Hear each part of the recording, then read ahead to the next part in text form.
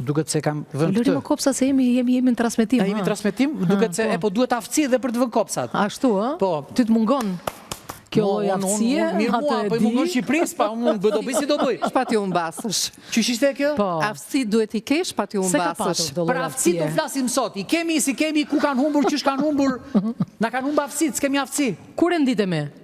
S'kemi renditemi fare. Jemi jashtë. Kemi në studio sot. Renditemi 15% dhe në Bashkimin Evropian është 53% minimalja. Jemi 53%. A është me ne sot? Valbona Nathanaili, një mik e dashur emisionit Bardazi, faleminderit që jeni gjithmonë me ne. Faleminderit ju për ftesën. Bona me një mjemër të çuditshëm se Mjalti, se Mjeklej, domethënë që është mik e dashur për ne. Faleminderit që jeni gjithmonë. Dhe Rudejna Yll Koromani, të yllin e shtova vetë, se është një yll. I studios Bardazi, do diskutojmë për aftësitë. A jeni të aftë i kuptoni këto diskutime që do bëjmë ne këtu? Wow. Nëse si kuptoni s'ka problem, do t'i kuptoni kur ngeleni pa punë. Se je bërë bullizues ti? Jo, s'kam bullizues. Se je bërë bullizues ti? Se je bërë kështu ti? Po mbërtheve njërë, mbërtheve kopsen e fundit. E kam lënë kastile vetë. Gisht plak vënës, nuk jam bullizues. Okej. Ku i kanë shkuar aftësitë shqiptarëve? Mos na janë rritur më së shumti aftësitë për lëpirje, për servilizëm. Pse çështje? Të aftësitë e tjera pse duket keq lëpirja, s'ka lënë njëri pa bukë. Unë mendoj që mos kemi rritur më shumë aftësitë në këtë pikpamje. Po, mos e shikojmë kështu bardhëzi dhe për të mos diskriminuar edhe për të për lëpirë sa mbajmë vend të parë. Po. Unë si psikolog jam e prirur për të parë gjithmonë pjesën e mirë, sikur edhe 1% edhe ato për ta zhvilluar sa më shumë. Nuk është se shqiptarët nuk kanë aftësi, sepse ne i kemi treguar aftësitë tona në çdo epokë. Ku i kemi treguar? Në epokën e Skënderbeut për shembull, na kanë natë. Por diskutimi sot bëhet për fair.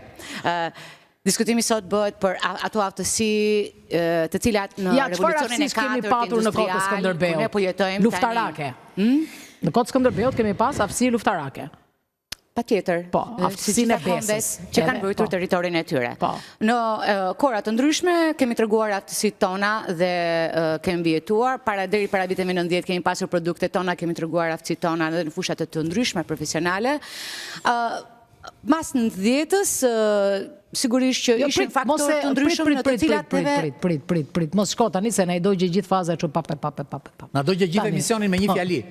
Tani, këto aftësitë që ne i përmendëm, janë aftësitë të cilat janë zhdukur për shkak të mungesës së kërkesës në vetvete, profesoresh? Unë do thoja që aftësitë ose çfarë shkolla nxit ose përpiqet të mësoj tek fëmijët. Se nxit shkolla aftësi? Po patjetër që i mëson. Dhe unë në fakt përveç aftësive do flisja edhe për kompetencat. Aftësitë janë pjesë e kompetencave. Ky është raporti global në fakt i kompetencave për 2025 që flasim. Dhe aftësitë janë pjesë e kompetencave. Kur flasim për kompetencë, kemi parasysh dije, aftësi, edhe të mbash një qëndrim, të kesh etiket, të kesh etik në mënyrën e të sjellit, të lobosh, të arsyetosh, të analizosh. Se kemi fare etikën. Po, këto janë dhe kur flasim për kompetenca dhe ndërkohë edhe për aftësi patjetër, ato aftësi që kërkojmë sot në shkollë ose ato aftësi që kërkon tregu sot nuk janë të njëjta me ato që kanë qenë përpara 30 apo përpara 40 vjetësh. Unë përgjithsisht për shembull, okay, dakor. Me shembull ta them direkt sepse për çfarë kanë qenë të aftë prindrit tanë dhe për çfarë janë të aftë sot fëmijët tanë? Po, unë do marr për shembull përpara dalte prindrit edhe te fëmijët, do marr rastin e kashierit. Rastin e kashierit përpara 30-40 vjetësh, ku nuk ishte barkodi, i duhej që të kishte shumë aftësi matematike për të bërë punën e kashierit. Sepse kur kishte supermarketi ulje, duhet llogariste përqindje, duhet bënte shumatore. Këto aftësi sot ai s'ka nevojë të ketë. Ka kompjuterin për të bërë sepse janë të gjitha kanë me barkod. Tash te kashieri kërkojnë aftësi të tjera. Pra, është faj teknologjisë këtu tani, kush e ka fajin në këtë pjesë? Nuk është faj teknologjisë, që njerëzit gjithmonë më pak po. Teknologjia duhet parë si asistentja jonë për të kryer shumë punë të cilat kërkojnë kohë të gjatë fizike, që për mua është shumë Pra, si mendon, një kashier e mirë duhet të di mirë dhe matematikën, apo s'ka nevojë ta di, mjafton të di të përdori teknologjinë edhe mund mos ta di fare dhe po prap del njësoj bilanci në fund të ditës Do të jetë një njohje e mirë e programit për shembull. Kashieria ka instaluar një program. Mua nuk më thua dot që nuk duhet ta njohë matematikën. Për mua, shkencat e natyrës pa tjetër që janë baza. Edhe ne nuk do jeqim asnjëherë dorë nga mësimi shkencave të natyrës në shkollë.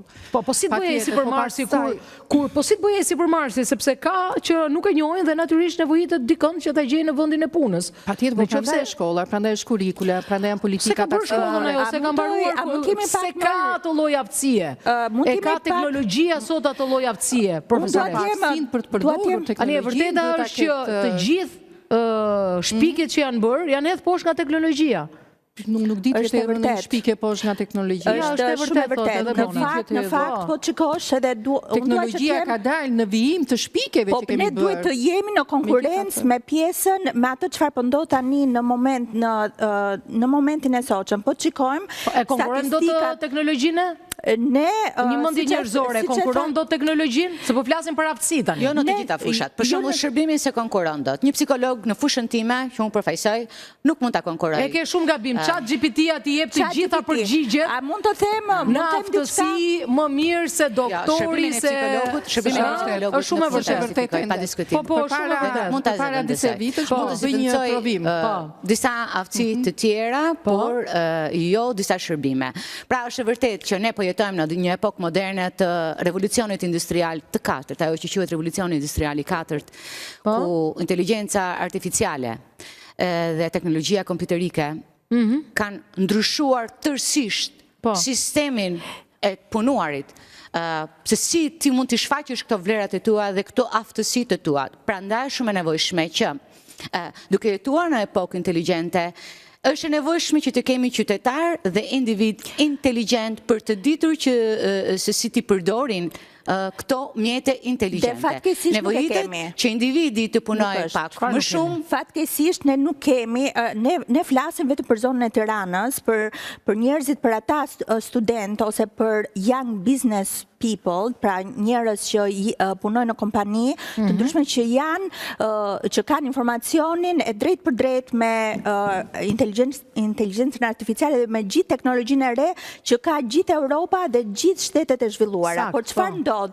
Po ta shikojmë dhe prandaj le të themi raporti global i aftësive 2025 mos ta bëni diskutime teorike tani, të lutem, flasim konkretisht. Kemi një alarm, dhe alarmi tregon që ne në Shqipëri kemi vetëm 13.5 të aftësive zhvilluese të gjithë të rinjve sot që punojnë në 13.5 që do të thotë që ka të me investimi teknologjik, një nga faktorët për shumë.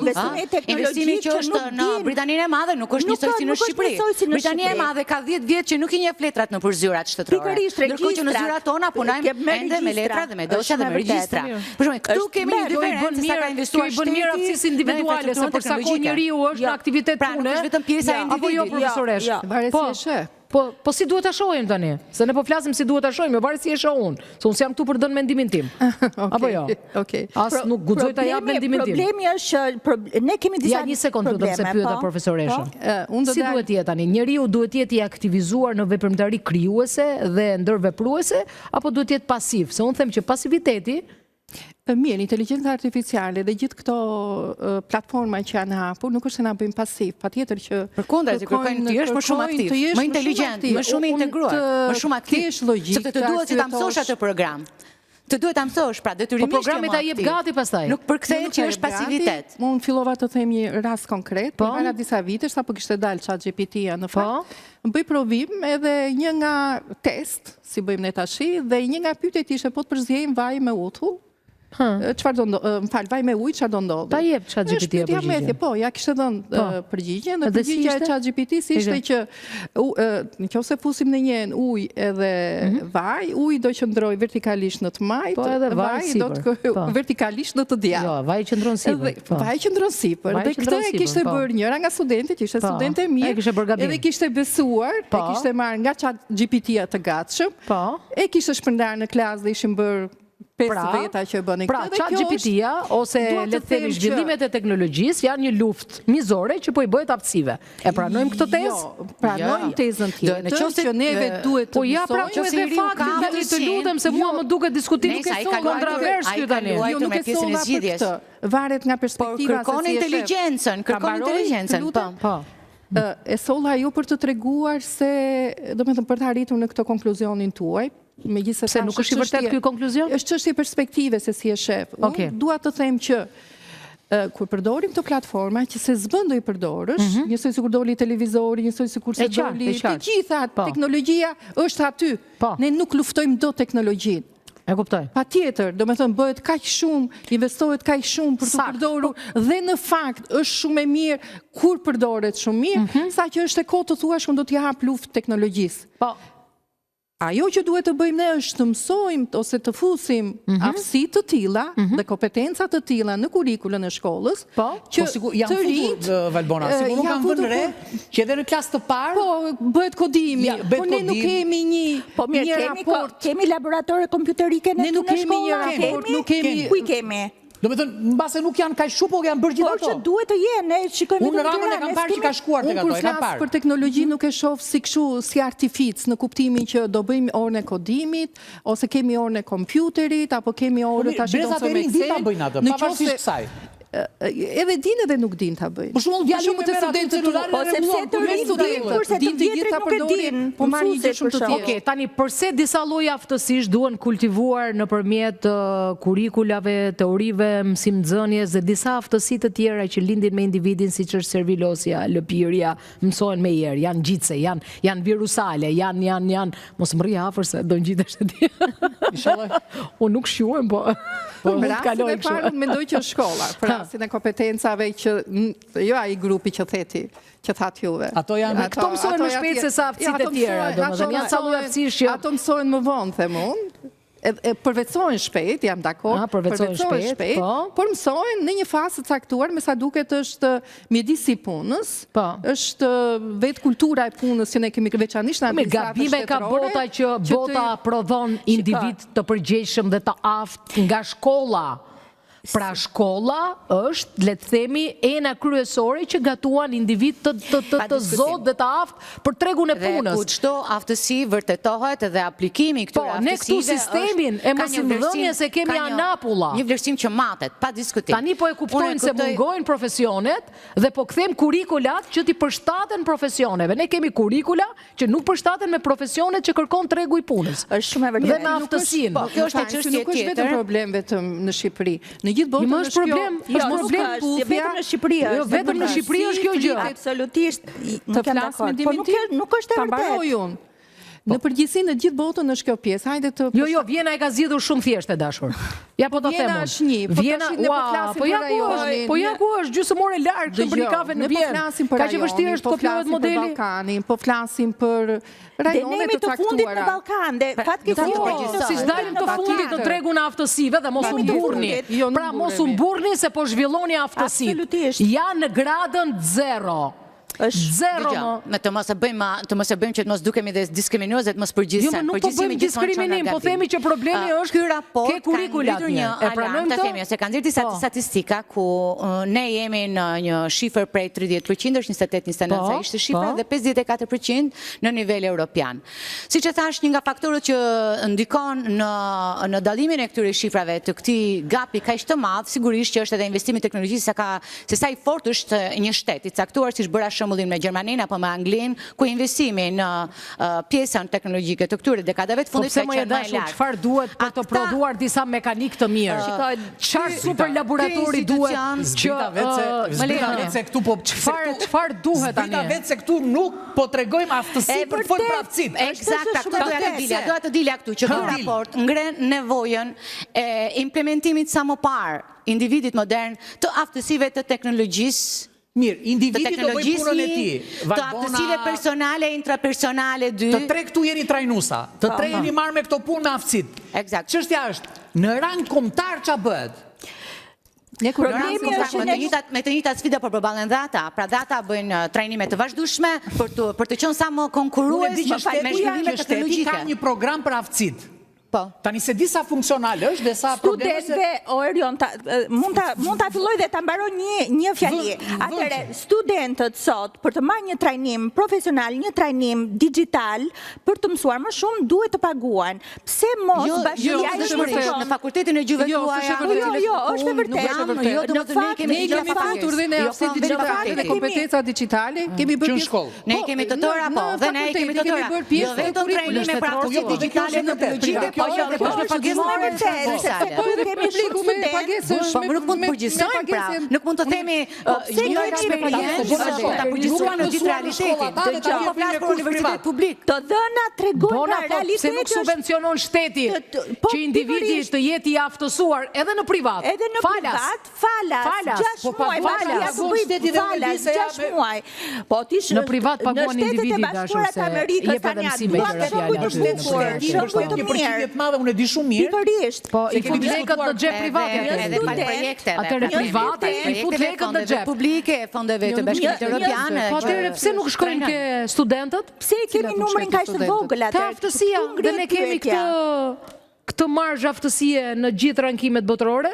Ore, ne po flasim, nëse flasim ta kapim një sekond. Ai kur vjen demi nga brirët thamë. Po, ta kapim nga brirët. Kur vjen në universitet, ka kaluar 12 vjet. Do të jetë përgjegjës më përpara edukimit do thuash. Po. Puna është që të gjitha halkat duhet punojnë me të njëjtin synim. Jam dakord. Dhe nëse ne nuk rishojmë kurrikulën, njësoj si bëhet. Atë thash. Po pra. Nëse ne nuk rishojmë erdhe ke diskutimi që unë hapa. Ne çdo 3 vjet ose çdo 4 vjet, gjithë kurrikula tërsi lambëse që kemi ne nënshtrojnë akreditimin, që do të thotë që ne na duhet është ligj në arsimin e lartë. Ndërkohë që kur flasim për kurrikulën e arsimit të mesëm, këtë numrin duhet të bëjmë diçka më shumë se një kurrikul. Kur flasim për arsimin e mesëm ose për arsimin parauniversitar, ne kurrikulën e kemi bërë për para 10 vjetësh dhe me njëti kurrikula i vazhdojnë një ndryshuar. Po pse gabim? Bota ka ndryshuar. Po Zysh Valbona. Po fëmijët tanë me zi kapim fshesën dhe leskën o Zysh Valbona. Po japonezët i mësojnë se si të fshin dhe si të lajmë që kur janë 5 vjeç, 6 vjeç. Kjo gjë që ju po thoni sot, që po ndodhet neve, ne themi ama se po na lodhet fëmia. Dhe jepe një fëmijë vogël. Po kjo është aftësim që ti ja mëson që në familje. I cili dinte të përdorte teknologjinë, telefonat sapo ishin krijuar, megjithatë nuk dinte të qëronte një mall. Pra, ju po thonë një realitet që vendet që ka nga ku ka dalë teknologjia, zhvillimi teknologjike që neve po përjetojmë sot dhe po përballemi me këtë sfida për t'i kapur në kohë. Lidhet dhe me pjesën e anës tjetër të medaljes se sa çfarë aftësish të rëndësishme individuale personale lë mbrapa. Dgjoj, më thuaj një aftësi që duhet, një aftësi që duhet. Pra, individi jo vetëm që duhet të implementoj dhe të njohi pjesën e aftësive teknologjike, pra të gjithë kësaj bote teknologjike që po jetojmë, atë i Albania, dhe sekondare më pas janë aftësi në tregun atëre, për kategoritë të ndryshme, për tregun e punës, janë të rëndësishme aftësit soft skill, të ashtu quajtura aftësit të buta, aftësit transversale, pra që këto aftësit të buta të kalohen në tregun e punës, të projektohen, dhe individi të ketë aftësit e kapacitetet që të shfaqi aftësit e veta. Nuk bajt asnjë qëndrim. Dhe sigurisht deri në vlerat personale. Të punuarit në grup, komunikimi, mendimi kritik, inovacioni, gjithçka. Ore, është edhe aftësi e madhe. Si të lajni mos bani era djerës në për autobuza, e kupton? Është aftësi shumë e madhe, që njeriu duhet larë njerë 2 ditë. Së është detyre shtetit ajo. Po, është detyre familjes, edhe kjo pëse ka pësit brënda familjes. Ne do shpërndajmë si emision, do shpërndajmë sapun. Ne kemi nevoj që brezi i ri të ketë vetbesim më të madh tek vetja e tyre, po si mund të kenë vetbesim tek pjesa pjesës aftësive digjitale, si duhet, ja të them, sepse universitetet fare mirë mund të lidhen me kompani të ndryshme që kur një student mbaron shkollën të ketë një projekt konkret për ta bërë atë projekt, për ta bërë këtë projekt në mënyrë që djetë veta, unë e kam informacion, jo, shumë pak e bëjnë, shumica universiteteve janë të lidhura me sipërmarrjet, madje zhvillojnë dhe ditën e karrierës brenda universiteteve të tyre, tani të lutem, këtë gjë e bëjnë. Puna është që kjo gjenezë duhet fillojë nga familja. E bëjnë edhe familja rritë qytetar të përgjegjshëm, të aftë për të përballuar jetën, për të përballuar nevojat personale dhe shoqërisë. Pse kemi numrin e vogël atëre, meqense u bëkan? Po. Pse kemi këtë numër kaq të vogël? Dgjoj, të them të vërtetën tjetër personale, mund të lutem se nisa të them diçka. se duhet hedhur miliona dollar të kjo gjëja, që ne i kemi vetëm për hajeng. Po sepse ne kemi kulturën e të qenoj të vetë mjaftueshëm. A mund të them një të vërtet që po përballet sot tregu i punës dhe shumë sipërmarrje? Unë personalisht nuk e kisha menduar që do të vinte dita që drejtuesit e sipërmarrjes do të punonin vetë. Nuk ka më punëtor që duan të punojnë.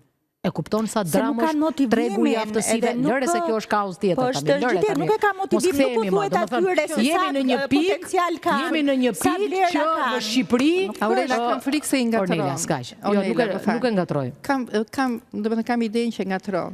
Në fakti që nuk ka ai drejtori apo pronari duhet punoj vetë sepse nuk ka aftësi. Jo se nuk ka aftësi, nuk ka njerëz që zgjedhin atë lloj profesioni që ai kërkon. Ajo është tjetër gjë, janë dy gjëra të ndryshme. Më kupton? E para dhe e dyta, kur flasim ka më njerëz që stimulojnë aftësinë, e kupton? Nuk kanë njerëz që duan dhe din të bëjnë punë. Pse njëri? Po kjo është mungesë aftësie është kjo se nuk është. Pse njëri detyrohesh që shumicën e gjërave ti bësh vetë. Do të them se punon vetë. Po punoj vetë se s'ka më njerëz që duan punojnë. Dhe kanë aftësi për të bërë punë. Po nuk po ka më. Janë njerëz që duan të rinë karrige të hapin klubin derën dhe nuk kanë asnjë aftësi tjetër. Mirë, këto janë modele që kemi krijuar ne si fillon problemi jo me kontrata të rregullta ku është përshkrimi punës, ku është dhe trajnimi dhe kur një kompani investon sigurisht ka dhe penalitetet ato kontratat që bëhen. Ku në momentin që ikën persone jo të gjithë mund të ikën, në perëndim ti nuk ikën dot nëse ti nuk respekton atë kontratë. Por aha, edhe punëdhënësi duhet të përmbahet asaj kontrate. Pra, kjo garanton ke individi një qëndrueshmëri dhe të parashikojë një më shumë siguri për jetën e tij. Tani në këtë tregun e aftësive, se kam një pyetje tjetër, në këtë tregun e aftësive, si duhet ndihen këta banditët? Duhet të ndihen shumë të aftë? Përveç se hakerave krimit kibernetik i cili ka lullzuar, kjo është pjesa e errët e medaljes që ka dalë deri tani. Për të bërë një punë, ke aftësi për të bërë një krim. Pjesa e krimit kibernetik e vetmja, për të cilat vazhdimisht të ngrihen alarme për të qenë të kujdesshëm me dhënat personale dhe me gjithçka që individi operon në aplikacione dhe të gjitha. Kjo është vetmi alarm që kemi parë. Rudina, pyetja është shumë e saktë.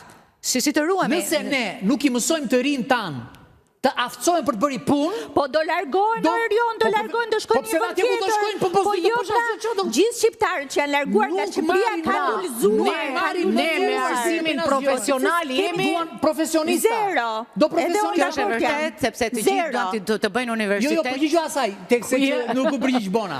Jemi zero me arsimin profesional. Ne kemi pasur më të zhvilluar, ama para 90-s. E kemi pasur më të zhvilluar, ë? Të gjitha. Tani jemi zero me gjuftë. Dhe këto 3 vjet është lënë shumë bazore pjesa e arsimit profesional. Jo, nuk bashkohem, absolutisht jo. Sigurisht që punojnë, sigurisht që mësuesit janë pasuria që kemi në shkollë. Profesoresh, është një departament i tërë që varet nga Ministria e Ekonomisë që merret me arsimin profesional. Tani, të lutem, ne po japim mendimin ton.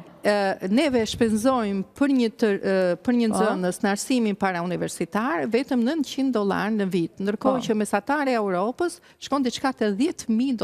Tashi vetëm investimi, domethënë ti duke parë se sa investohet, ti fillon të vë pikpyetje për cilësi. Si tha me 3 as pra miku dashka verë të mirë. Po, pra. Shu thatë filmi se Italia ka më shumë se duan më shumë lekë për arsimin profesional thua. Jo vetëm për arsimin profesional, se unë nuk e ndaj dot profesionali nga arsimi i përgjithshëm. Të dy janë njësoj të rëndësishëm. Kemi nevojë për profesione. Patjetër, kemi nevojë për profesione, por kemi nevojë edhe për profesione të tjera, domethënë që kërkojnë arsimin e lartë. Këtu edhe ikin. Nëse ne do të jemi më shumë për të rritur cilësinë. Për mua, kjo është temë tjetër pastaj, po. Po, për mua është kjo që e para një shpenzime të arsim që duhet patjetër të rritet. Duhet një super buxhet gigant për arsimin. Buxheti për arsimin. Kush do të vinë në qeverisje tani? E dyta, mendoj që edhe politikat arsimore, reformat arsimore, patjetër duhet të jenë shumë më të thella. Ne skemi të paktën në ato që kërkoj unë, më duhet shpesh të gjej raporte ose të gjej të dhëna për probleme të ndryshme që mund të kemi, që më duhet të bëj një studim apo të shkruaj diçka.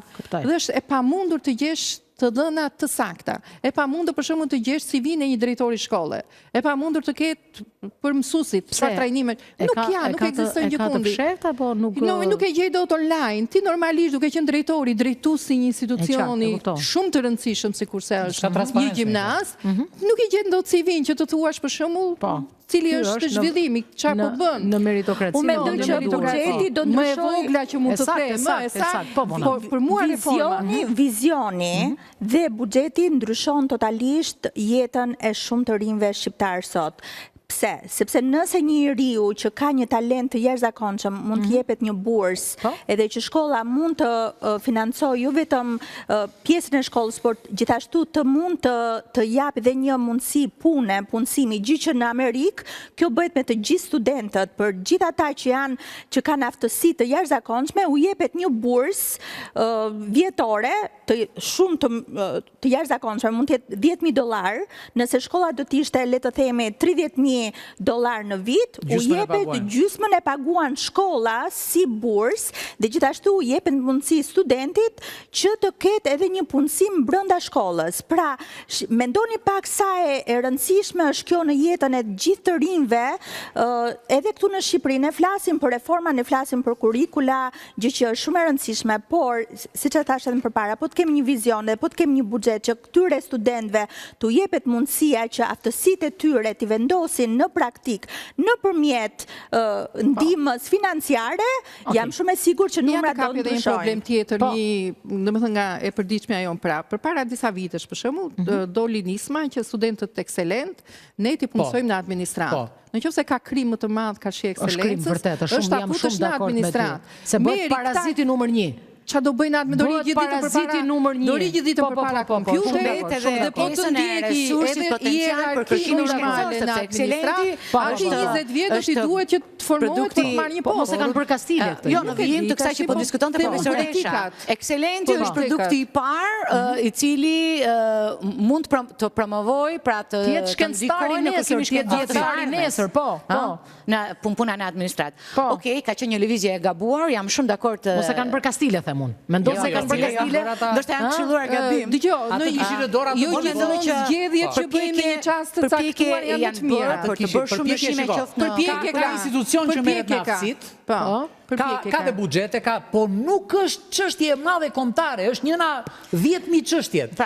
Edhe në diskutimet e mëdha publike, më shumë diskutohet për gjëra kot se sa për këtë që ka të bëjë me aftësinë e kalamajve tanë. Do me thonë, ke një fëmijë 10 vjeç, 20 vjeç, sa do të vejaj, që nuk ditë bëj asgjë në raport me atë që kërkojnë sot në botë. E vërtet. Shoqëritë ecin më shpejt se sa ne, kupton, ecin më shpejt. Kjo është çështja pra. Përpjekje janë bërë përpjekje sporadike të themi të para nga syri im, jo shumë të strukturuara dhe në terma afatgjat, të cilat ndryshojnë çdo 4 vjet apo çdo 10 vjet dhe humbasin, dhe prandaj dhe nuk kemi produkt dhe implementimi i tyre është thjesht formal, sa për show apo sa për tarxhuar të lekë fondeve apo sa për të bërë ato programe, dhe prandaj ne nuk arrim ta shikojmë dhe po shikojmë më pak. Megjithatë, përpjekjet nuk mund ta mohojmë këtë fakt që janë bërë edhe tek pjesa e kurrikulave dhe po bëhen dhe po pretendohet, por gjëra të tilla, ashtu siç ju e thatë, kërkohen të jenë të vërteta dhe kërkohen të jenë të vërteta dhe cilësore. Pse? Sepse ritmet e zhvillimit teknologjike janë më të shpejta krahasuar me sa kohë duhet individit për ta mësuar dhe për t'u aftësuar dhe për të përdorur këto zhvillime. Prandaj është shumë e rëndësishme cilësia dhe implementimi i tyre i vërtetë dhe jo formal. Jo formal, sepse gjohën po e bëj. Tani pa dashur të përsërisim veten nëse ka ndonjë mesazh dikush nga ju pa parë në përsëritje. Unë dua të them këtë, që aftësitë nuk lindin nga hiçi, ne mund të kërkojmë aftësi, por nëse ne nuk i edukojmë, nuk i mësojmë të aftësi, atëherë kot që ti kërkojmë, unë aftësitë i shoh gjithmonë të lidhura me kompetencat, me thënë ti ke aftësi nëse ke dije, nëse ke një sasi të caktuar dijesh në lidhje me aftësi që do të përdorësh. Nëse ke aftësinë për të folur një gjuhë tuaj, për të komunikuar një gjuhë tuaj, gjuhë tuaj shumë nga të gjithë. Atëherë do të thotë që ti ke edhe bagazhin e nevojshëm të dijeve në atë gjuhë tuaj, se s'mund ta kesh aftësinë për të folur pa pasur dijet. Më kupton? Kështu që shkolla është vendi ku këto aftësi ne duhet i kërkojmë edhe duhet t'i nxisim. Unë do ta bëj shumë të thjeshtë. Nëse ne duam një kopësht të bukur me lule dhe ato lule të lulëzojnë, duhet që ne të kujdesemi shumë, që ta ujisim edhe që të kujdesemi, do të thotë që edhe brezi i ri ne duhet të kujdesemi për zhvillimin e tyre personal, për zhvillimin e tyre intelektual dhe për zhvillimin e tyre arsimor duke ndihmuar në pjesën financiare. Unë do jepja një këshill apo një ndërgjegjësim, pra që pjesa e zhvillimit teknologjike të përqafohet sa më parë, të mos neglizhohen përdorimi dhe njohja e programeve të ndryshme, sepse ato do jenë pjesë e jetës dhe do jenë pjesë të ardhmit në pjesën e punës së gjithë secilit dhe në aspektin profesional individual do jenë pikërisht këto aftësi të cilat përqafohen sot dhe përdoren sot, të cilat do të ndihmojnë që ti jesh në tregun e punës të mos humbasësh, pra për të shfaqur ato aftësitë tua profesionale. Jep verdiktin tani. Unë them këtë, shqiptarët nuk e meritojnë të jenë në vend të fundit në çështjen e aftësive, se janë racë shumë e zhvilluar mendërisht. Ku duket kjo? Shumica dërmuese e shqiptarëve din 2-3 gjuhë huaja. Pse? Kanë qenë në Itali, në Gjermani, në Francë, kanë punuar dhe mëson gjuhë, i din shumë mirë. Po këta janë me miliona, pra një pjesë e madhe e popullsisë.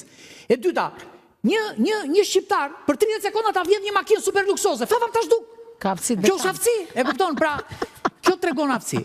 E treta, shkon shqiptari në Gjermani, në një kompani, e fillon katë parë, baron 400 për 2-3 vjet. Çfarë tregon kjo? Kjo tregon aftësi, o vlla.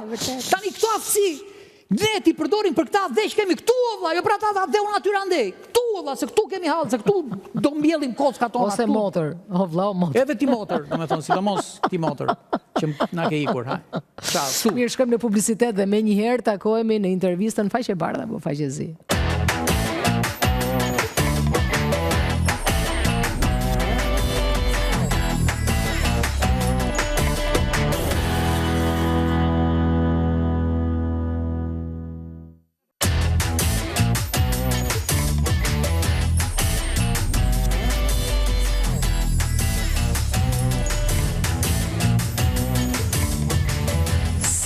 Sa serbes vim në emision ton. Edhe ju vini serbes. Politik. Fare. Premtoj ky, vetëm, ju lutem, na lini rahat me këto telefonatat që bërë. Ju marim nga kjo parti, votoni për këtë kandidat, lërini njerëzit rehat të votojnë, po lërini. Ja, për shembull, unë e di për këtë lërini rahat. Dua një balon. Po s'm dhat balon, s'keni vot na mua, hajt qa. Numri tim mos i bini më njerë, se unë e kam darë për këtë do votoj fare. Mos e lodhi më se hargjoni minutat kot. Se ne da themi se mos e hargjoni më direkt në vëndqe. Vëndqe direkt. Shkojmë në vëndqe.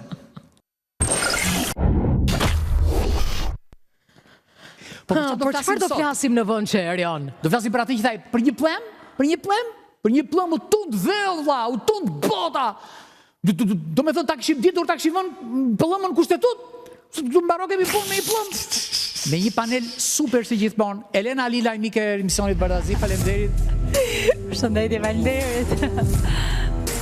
Roald Dysa vjen për herë të parë në emisionin ton, po prapa i do vi se do knaqet sot.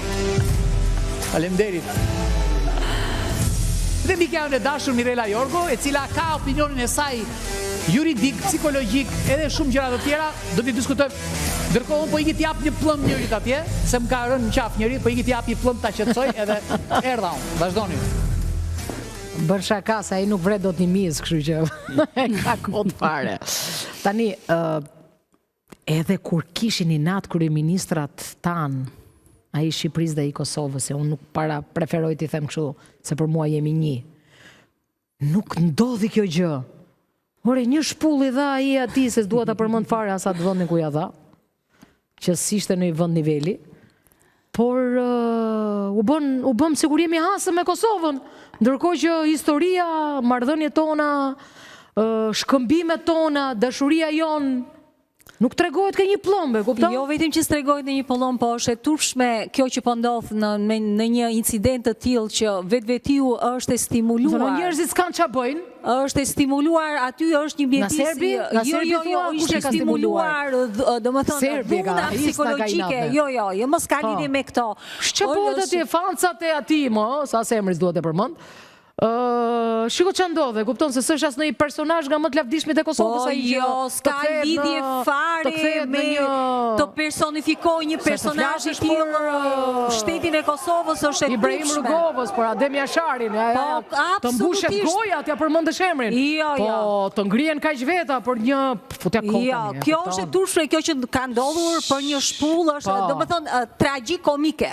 Po pra, po. Do më thonë një diçka, një incident që në atë lloj mjedisi. Kush e stisi? Serbi e stisi? Kush e stisi?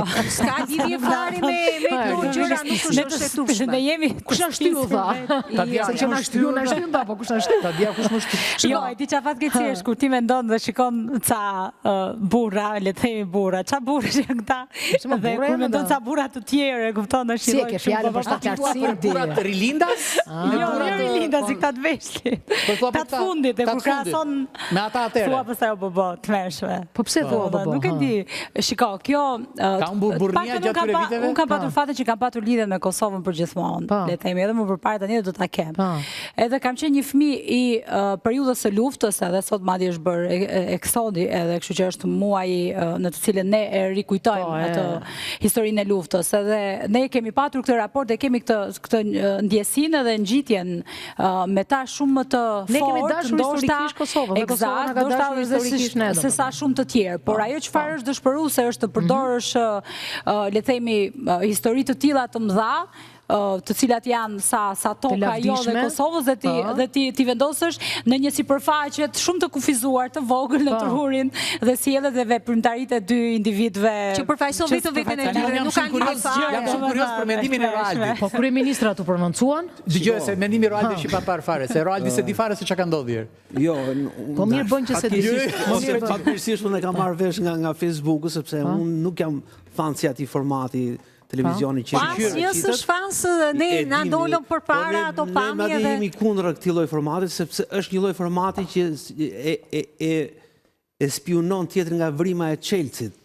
Po lëre se kjo është një diskutim pastaj që do e bëjmë në një moment tjetër, po flasim pak për. Prandaj ndodhe ajo, se faktikisht siç e thanë zonja, dhe ai personazh është personazh bosh, e kupton, edhe normalisht nuk ka se si të shtyj në një përmirësim, le të themi, të imazhit, sa në një përkeqësim të imazhit, të asaj që ne po kërkojmë të lidhim dy pjesë të ndarë. Po ti nuk shikon që për shembull Tazëm ka një investim këtu që të ketë një lloj irritimi, një lloj inkandeshence. Mendoj se janë individ të pakët ata që përdorin profile falso dhe që ka profile që kanë qenë me mira njerëz që kemi parë. Të saktë, me profile Mirela, kisha më shumë njerëz brenda ke eventi nuk e pallati kongreseve. Ky nerv për një incident të tillë që ne i shikojmë për ditën Pëllëmbën, për ditë Shpullën, për ditë kudo, për ditë e shikojmë që ka irritime, ka carime, por në atë lloj formati, ku ka 4 muaj që ushtrohet dhumë psikologjike, ku ka 4 muaj që ne nuk shohim shpalosi të vlerave në atë lloj. Le të jetë eksperiment social. Po nuk po diskutojmë formatin, Mirela. Po justifikoj. Formatin ti e ndan me një telekomand. Nuk e shef edhe kaq. Nuk po diskutojmë formatin, po diskutojmë marrëdhënie dy palçe Shqipëri-Kosovë nga një plomb. Nga një plomb. Tu kemi ngelur ne në marrëdhëniet tona ke një plomb? Nuk kemi ngelur, po kush e fryn gjithë këtë lloj? Po ato po pyesin ne tani, mos na pyeti neve. Po jo, pra kush e fryn gjithë këtë lloj ere dhe në gjithë këtë Po ato pyetje po e bëjmë ne, keni përgjigje. Po mund mendoj, po kush është sa dhe un po them që kërkohet një lloj shkaku. Unë ta dash. Kush është? Kërkohet një lloj shkaku për të shkaktuar këtë lloj përplasje pa kuptim. Ja, nuk e besoj. Unë mendoj që jo, nuk e besoj. Atëherë nga se vjen gjithë kjo? Nuk e di. Atëherë nga se vjen gjithë kjo? Unë mendoj që ky raport kush e kërkon këtë?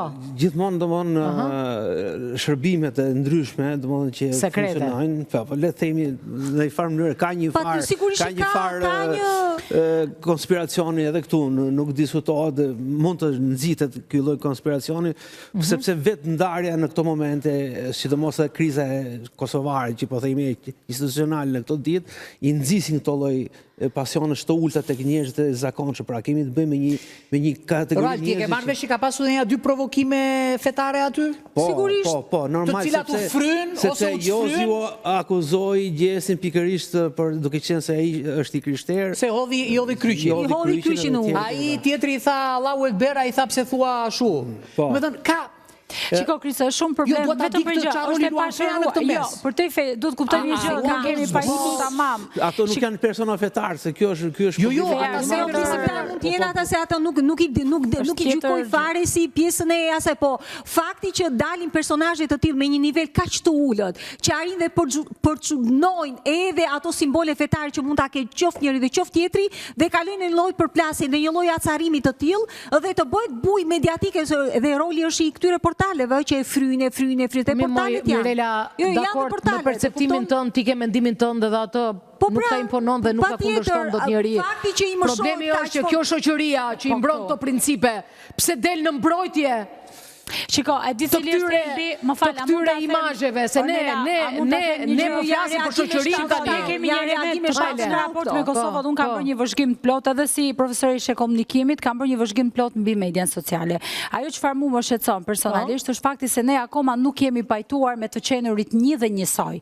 Ashtu siç akoma kemi ato dallimin, le të themi, jo është na veriu ai, është i Vrazhda ai, është i Trash ai, nuk është i mirë ai, është na jugu.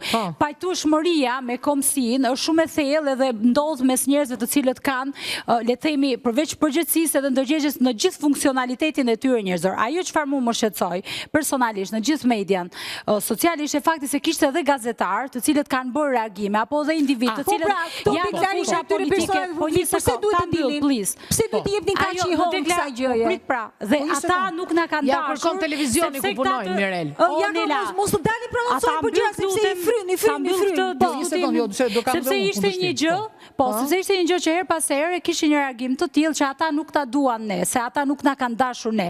Më fal, kush je ti gazetare, ti politikan, kushdo qofsh, që mund ta bësh krahasimin me një individ dhe harron 450.000 shqiptarë të Kosovës që kemi prit ne në shtëpi, apo që jemi bashk. Paktën me këtë studi lëvizje pastaj janë vendos nga Kuksi. Unë si kuksiane e flas me fakte. Sepse kam qenë fëmijë asaj periudhe.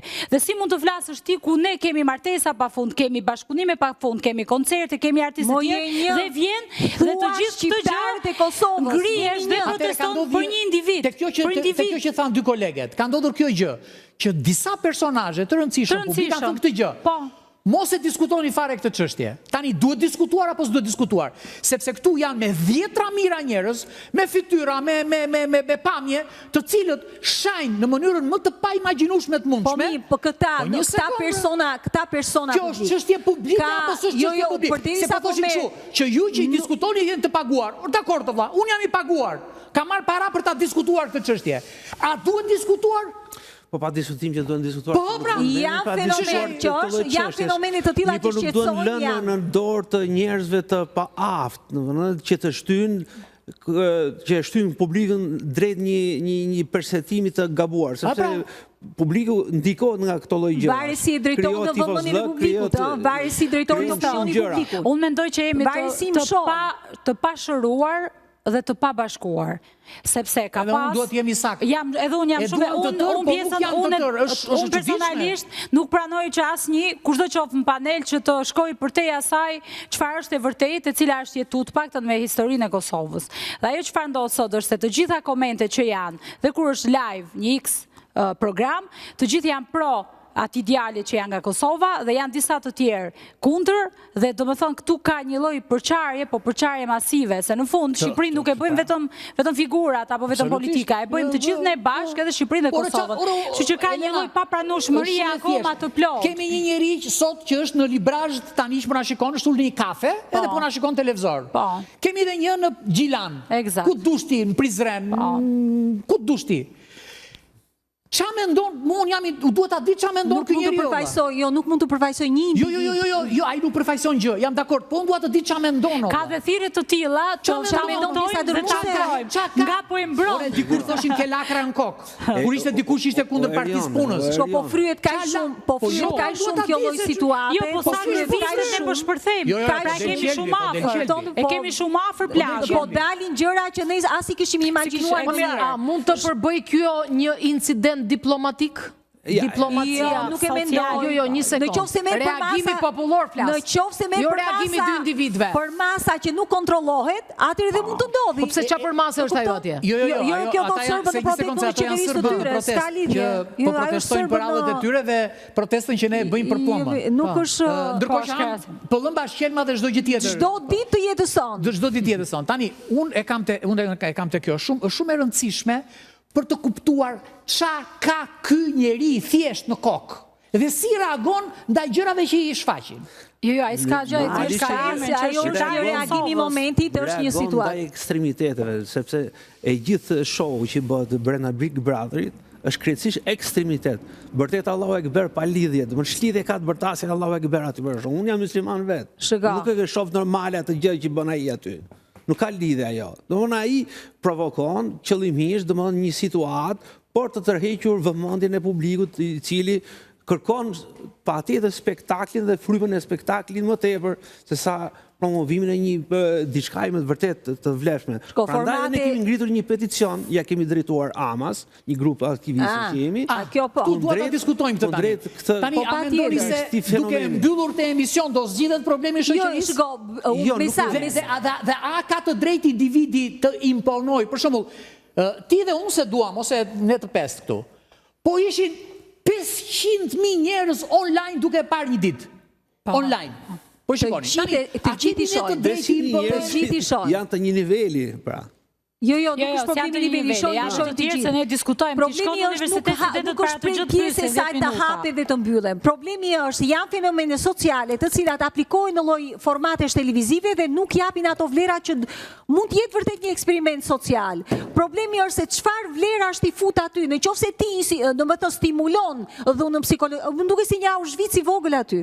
Domethënë, ata personazhe që janë futur aty prej 4-5 muajsh, ata kur dalin kanë nevojë për psikolog të gjithë aty. Mirë, pastaj kjo është marrëdhënie tjetër. Jo, është marrëdhënie, por është problemi sepse shpërthejnë incidente të tilla dhe kalojnë në përmasa të tilla ka të bëjë me rezistencën individuale, psikologjike dhe pranueshmërinë që ka individi për këtë. Nuk mund të përfaqësojnë dy individ të tillë, të përfaqësojnë qoftë Shqipërinë apo qoftë Kosovën. Asnjë përfaqësim të tilla që atëherë kam një çështje tjetër që dua ta diskutoj. E para, a ishte i drejta i arrestimi? Derisa ishte publike, deri diku mendoj shoqërimi, sepse ndodh për shembull i plot fuqishëm i lagjes, kur ndodh një incident dhune në lagje dhe banorët janë të shqetësuar për atë, është i detyruar i plot fuqishëm i zonës të vitë marr. Nuk mendoj se është i ishte i jashtëm. Mendoj se deri diku po. Mendoj po. Atëre, si ka mundësi që personi që goditi, pra ushtroi një akt dhune të papritur dhe të pa dëshiruar, ndoshta edhe nga i vetë. Sepse u pa publikisht, ishte pa publikisht. Jo se kam tek ajo dhe nuk do të gjykoj se punë e tij gjykon shteti. Si ka mundësi që i shtohen me mira ndjekës të Instagram, olla, këtë ma shpjegon? Sepse jemi të predispozituar. Tani do ishte pucëm dhe afus kësaj që kam 20 vjet që merrem me këtë. Zakonisht. Tu na shtojnë like, Ornela, të lutem duro. E diskutojmë pasaj e ndajmë. Por si ka mundësi, olla? Se pati impakt dhe jemi të diskutuar. Kemi gjithë jetën që flasim për të. Nes na bëni like, nes na bëni komente, sa që dalim ne, na shani fytyrën, na shani suratin. Ja, së është e vërtet. Atëre, dakor, tak, ja ta nëzirë nuk këputon. Doni këshu, këshu doni ju. Shovin në... E bëra. Oqë e vërtet. Jo, me më kujtojnë sa se zdim. Jo, kujtojnë ta se zdim të qëllojmë ne me pëllëm edhe me shishe. Dim edhe ne, olla. Problemi është se janë se tani u pëndova që e bëra. Do pajtojme tavolinën pasaj. Mose do pajtojme. Skandali zakonisht jep më shumë impact se një diçka pozitive. Ma shpjegoni si intelektuale kemi 3 njerëz. Si shpjegohet o vlla? Që shkojnë të gjitha bletët aty ku s'ka mjalt. Impakti që jo si u bë ka çudi sepse të tërë ditën ose tërë ditën e jetës janë të predispozuar ose janë të ekspozuar ndaj dhunës apo ndaj pëllëmbës, ndaj shpullës, e themi ne luftë kundër dhunës, luftë kundër një moment, një incident që ndodh në një format të televiziv bëhet virale dhe shikohet reagimi i njerëzve, shiko se çfarë ndodhi, pse qelloi, pse e bëri. Problemi është se mos identifikojnë dy persona të cilët nuk kanë lidhje fare që të përfaqësojnë njëri Shqipërinë tjetri Kosovën. Se u jepet një lloj hapësire të publicitare kaq me gjithë edukatën. Unë e kam thënë në një moment që ka momente ndonjëherë. Mos e afusim kot me gjithë edukatën. Dëgjoj, se njerëzit nuk është normale që njerëzit edukatën. Mos po ja afusim kot se kemi kaq vite, 18 vjet sa u bëm ne. Të patë të qërë. Do më thënë 19 vjetë, edukat, mesazhe sensibilizuese. Kupta, mos për jafusim kot, ne për jafusim kot. Pse me plëmë, vla, me shqel më mirë, baron pun, qetësohesh. Shky mua bet. Shiko, problemi kemi edhe policinë që na ndihmon. Problemi është se ajo që është më e vështirë se ne nuk po arrestojmë dot këtë të keqen brenda vetes. Këtë më arrestoti, ma arrestove këtë që na del me njëherë dhe duket sikur e kemi shumë afër, duket sikur mjafton një moment më i vogël dhe agresiviteti edhe dhuna shpërndahet në mënyrë të menjëhershme, sepse përveç dhunës që u pa në televizion ishte edhe dhuna në rrjetet sociale, sepse kishte një degradim, le të them, në mënyrë se si kanë komunikuar me njëri tjetrin, kishte pafund sharje, pafund fyrje, deri te grupe të caktuara. Jemi të gatshëm për të dhunuar, jemi nivel shumë i ulët edhe bullizmi nëpër komente është i pafalshëm. Po shiko, pati një lloj përfshirje këtë radhë, Nela, që është shqetësuese, pati pak më të gjerë, në kuptimin që ne i dham edhe më shumë jehon edhe më shumë rëndësi, sepse të gjithë edhe psikologët. E duam, dhunën është e jona. Jo, ne me dhunën jemi kështu, bashkë, burri gru, jemi gjithkohës bashkë, është e pamundur. E solli gjithë të gjithë dhunë dhe gjithë bullizëm social në rrjetet sociale. E di çfarë thoshin shumica e njerëzve? E provokoj. Mirë, ajo është lojë provokime. Ajo është lojë provokime, se pati arsye të provokimit dhe nuk më, shiko, me kod penal, persona që provokojnë ose shkaktojnë ambient të tillë dhune, dënojnë njësoj me atë që shkakton dhunën. Të shkosh ti në Amerikë, provokosh ti policin, di që të bën polici në Amerikë, apo jo, të thye në mes. Të shtrin barkas. Të shtrin barkas e të merr shpirtin. Jo të vish, do me thënë, me gjithë ato skena që kemi parë aty, ishin të nivelitshme. Loj provokime, shumë provokoj të dash ta beti aty ikësh. Jo, po s'është, ai emision nuk duhet jetë që ty të detyroj si një lloj Auschwitz-i. Jo, ai emision ajo. Ai duhet jetë një format edukativ, shpalosje vlerash, jo me më futi. Atëri të paguaj që lek për ato. Ata po futen i bie që dalin me psikolog pasaj, se duen trajnim psikologjika dy përna që futa. Në një situatë të tillë, problemi më i madh nuk është ata të dy, të cilët janë lojtarë në këtë rast. Problemi është te gjithë stadiumi. Edhe këtë se pranoj. Te stadiumi, sepse këtu tani e gjithë media sociale dhe edhe media televizive, dhe gjitha tavolinat janë kthyer në një stadium, të cilët diskutojnë lojën atyre të dyve, që janë plotësisht të parancishëm krahasimisht me gjithë të tjerë. Unë shikoj portale, shikoj televizionin, por ty ta merr vëmendjen një gjë të cilën ti se ke përfundu, një gjë që se ke mbaru, një gjë që se ke shëru, një gjë që se ke pranu, se ndryshe nëse ti e din se kush je, qa je dhe qa marrëdhënie ke, nuk ta merr vëmendjen deri në ato masa dhe nuk e ke këtë agravimin emocional. Se po të marrësh hartën emocionale, le të themi, nuk është se ka qenë vetëm Kosovë, ka qenë edhe pjesa më e madhe dhe e Shqipërisë. Ka qenë komplet, të gjithë kanë qenë emocionalisht, me reagim shumë të madh si rrjetet sociale të Kosovës, ata që po reagojnë në mënyrë ata ishin në krahasuar në moment e Rioni dashur, në moment që e mira hesht, e keqja triumfon. Dakord? Ju, profesorat të mençurit që duhet ta ushqeni me pozitivitet, heshtni. Jo, më vëlla, nuk heshtim. Nuk kemi heshtu se ne kemi heshtim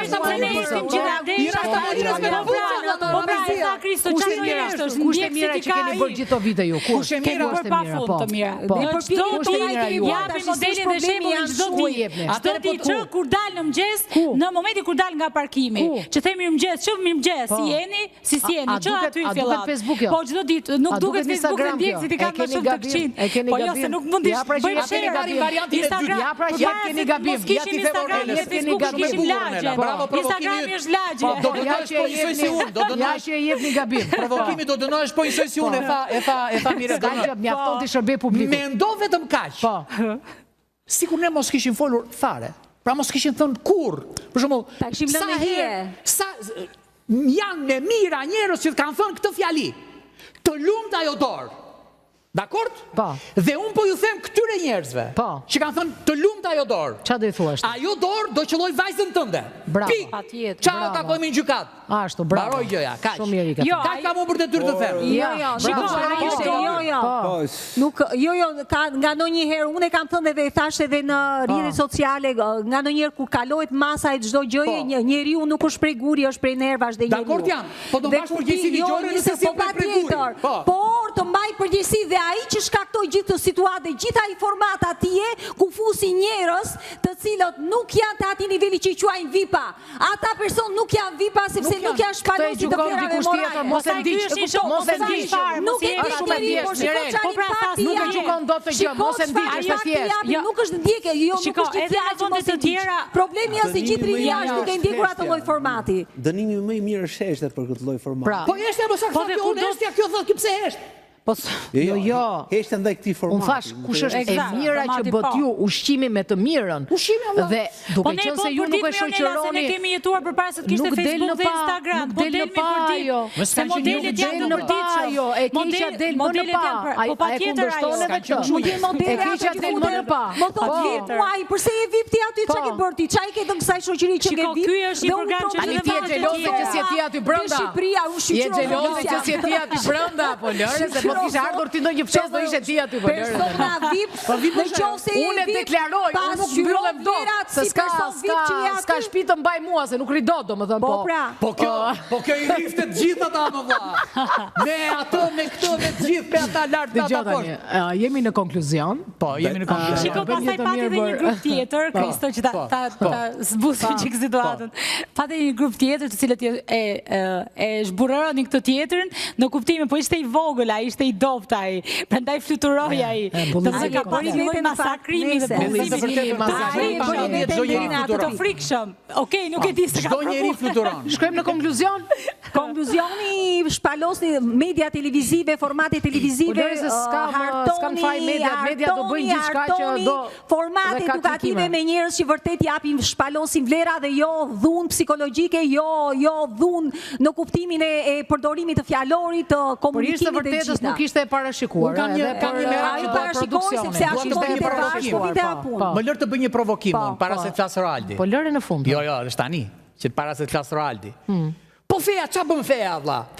Po feja, qa bën, vlla, të provokoj dhe unë njerë. Qarë feja, dhe feja ka elemente vetë?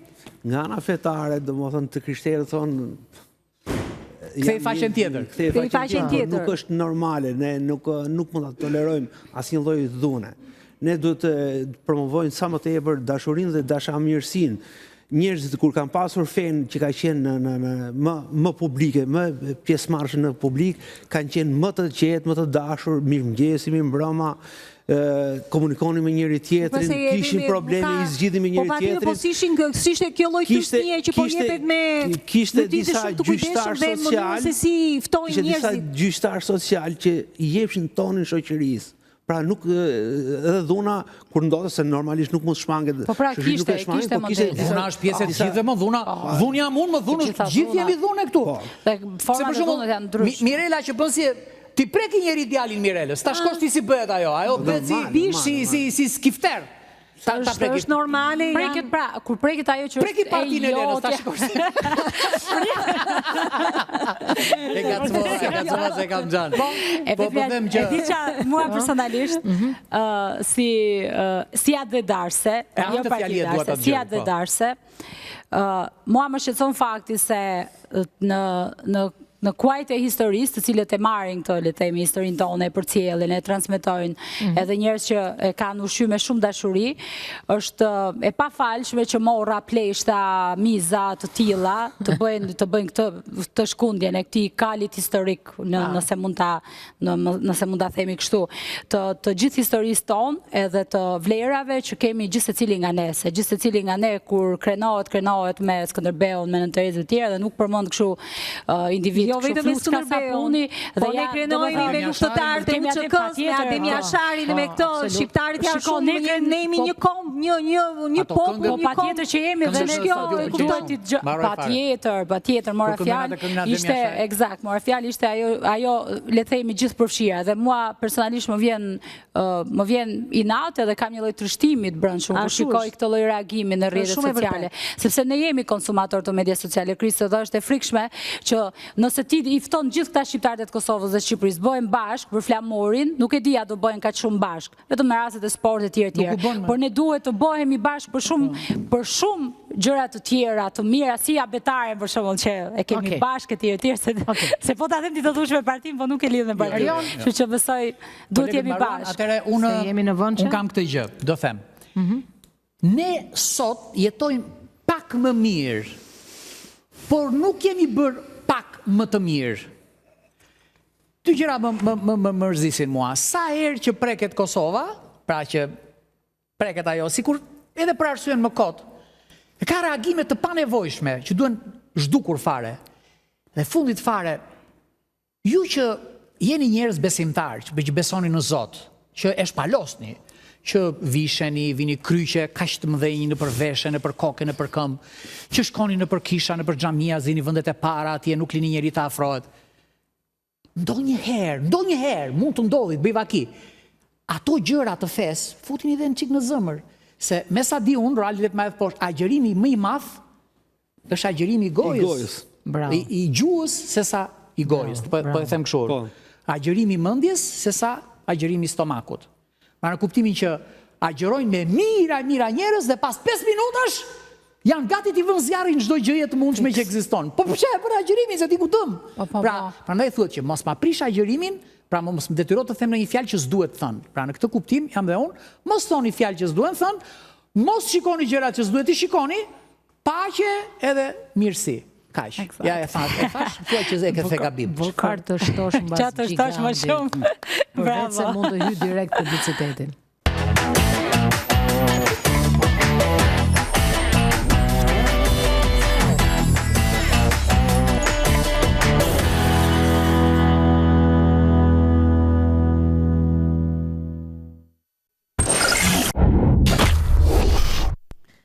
Kemi kaluar në atë pjesë në rehate tani, qetësi shpirtërore, se kur fletë... Pa luft, pa dhunë, ore s'ka kaq dhe që ka dhe paqe. Dhe këtë qetësi e sjell në studio Diana Çuli, mikja jon, mirëse erdhe në Bardhazi.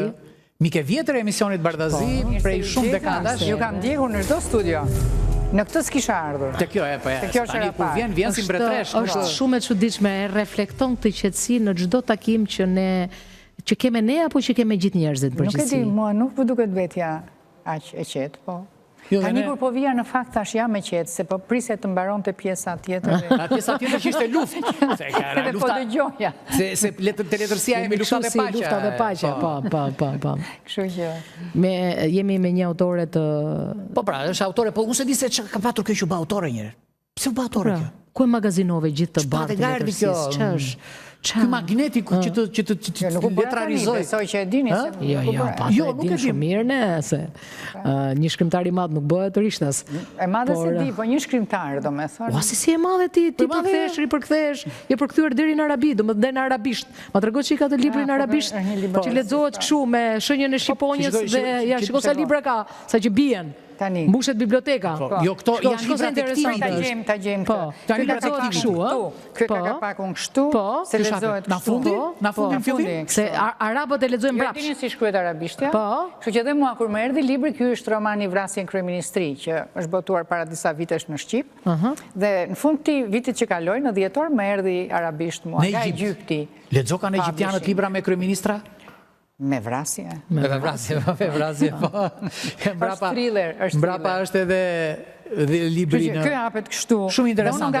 Të kanë ftuar Dian të shkosh? Jo, deri tani po mbase, në ndonjë panair do më ftojnë, shpresoj.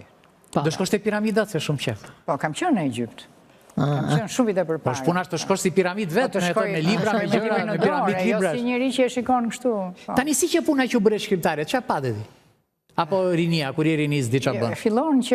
Fillon që në vegjëli kam përshtypjen. Që në vegjëli. Kur të pëlqen të lexosh. Që e vogël ke dashur të bësh shkrimtare? Jo, se e kuptoja. Po, për shembull, në familje e kuptoni. Çfarë bëje vogël ti? Që nuk doja të luaja, po duhet të lexoja. Fillon pasojën e tij, por ne s'u bëm shkrimtar dot. Ose kemi kohë akoma. Ose kur je në shkollë, ato hartimet i pëlqen e mësuesja e letërsisë.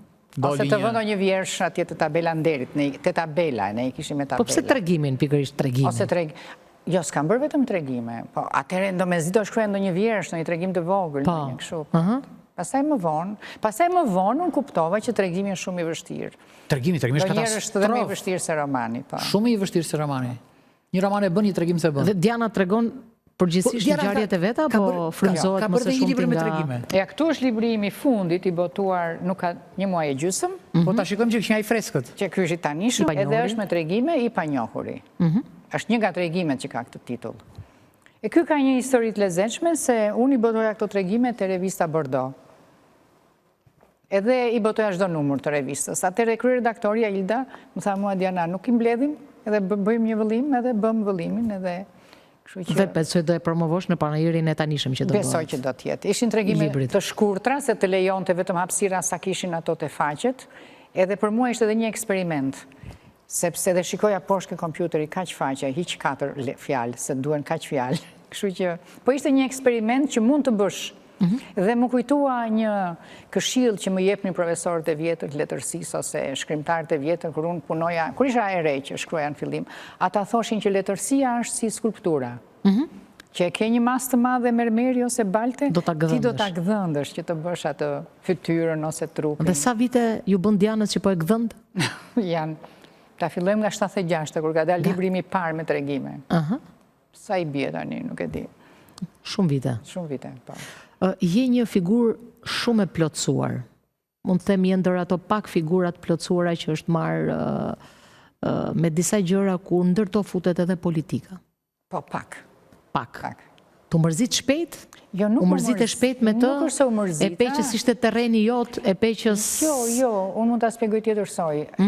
Unë atëre kam unë vija nga shoqëria civile, punoja me shoqatat e grave. Po, e mbaj mend atë periudhë? E mbani mend atë periudhë, ishin një dekade pak në kohën që ne punonim dhe ne kishim atë entuziazmin që të bënim sa më shumë ligje për gratë, kishim atë entuziazmin asaj kohe, dhe shoqatat e grave franceze, italiane, amerikane me cilat ne punonim, na thoshin që ju nuk duhet luftoni vetëm nga jashtë për të arritur një gjë për gratë. Duhet jeni dhe brenda sistemit. Që të bëni ligje, ndryshe po vetëm për jashtë asë të gjojnë. Kauza e gruas ishte... Edhe ne, po sigurisht që ajo duhet kesh nga ato që e njojnë mirë situatën, apo jo. Edhe ditë më mirë t'ja mbushësh mendjen atyre. Edhe u zgënjeve komplet pasaj në bërja ligjeve. Në atë periudhë ne ishim vetëm... Po sulme që ke patur pa fund? Pa ato s'më bën vetëm në politikë, mua. Po gjithë jetën i ke patur, po se kam të kajo, e kam të kjo idea që mund të ndryshojt realiteti me ligje. Jo, nuk ndryshojt realiteti me ligje, po si do jetosh pa ligje?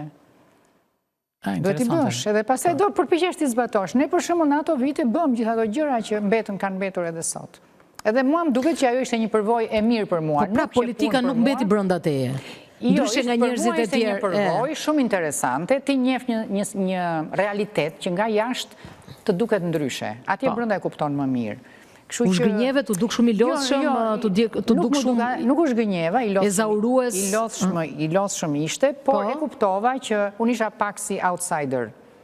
Pse? Kishe ide më të mëdha? Jo, shkrimtarët fantazojnë ndoshta, ha? Jo, do me thënë, ajo ishte një fush për ata, si që unë kam pak dhunti për letërsin, ajo ishte për ata që kanë dhunti për politikë. Pse qa dhunti e duhet të kesh një nuhatje politike, duhet të dish të përballorësh gjitha situatat, atje nuk është e lehtë.